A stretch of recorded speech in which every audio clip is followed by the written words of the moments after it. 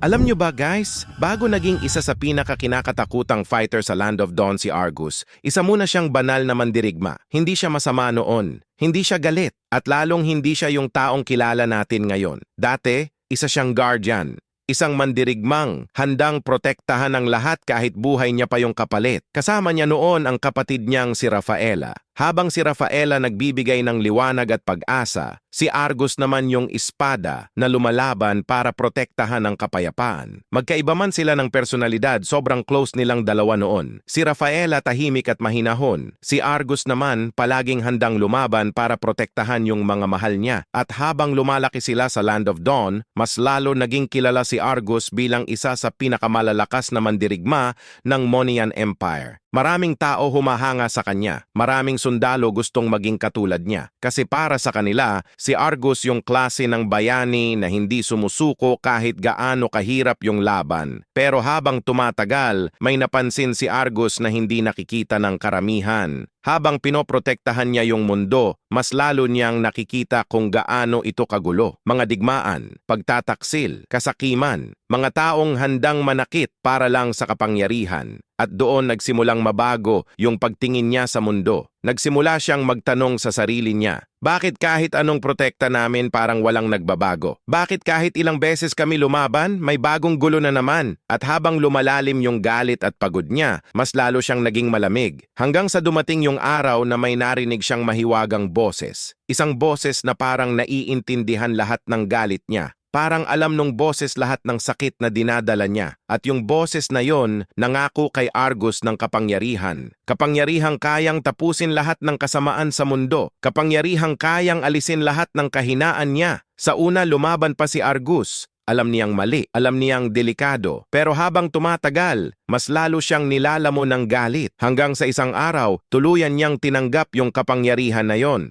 At doon nagsimula magbago lahat. Unti-unting nilamon ng dilim yung puso niya. Yung dati niyang puting pakpak naging madilim. Yung dating banal na mandirigma naging fallen angel. At simula noon, hindi na siya yung Argus na kilala ng kapatid niyang si Rafaela. Hindi na siya yung bayani na hinahangaan ng Monian Empire. Naging simbolo siya ng galit, dilim at pagkawasak. Pero alam nyo kung ano pinakamalungkot sa story niya. Hindi naman talaga gusto ni Argus maging masama. Napagod lang siya. Napagod siyang makita na kahit anong gawin niyang protekta, parang hindi natatapos yung sakit ng mundo. At siguro, yun yung dahilan kung bakit maraming ML players nakaka-relate kay Argus. Kasi minsan, kahit anong effort mo, parang wala pa ring nangyayari. Yung tipong binibigay mo naman lahat pero parang ikaw pa rin yung talo. Parang kahit anong bait mo, ikaw pa rin yung nasasaktan. At minsan, gusto mo na lang mapagod, gusto mo na lang sumuko. Pero katulad ni Argus, kahit wasak na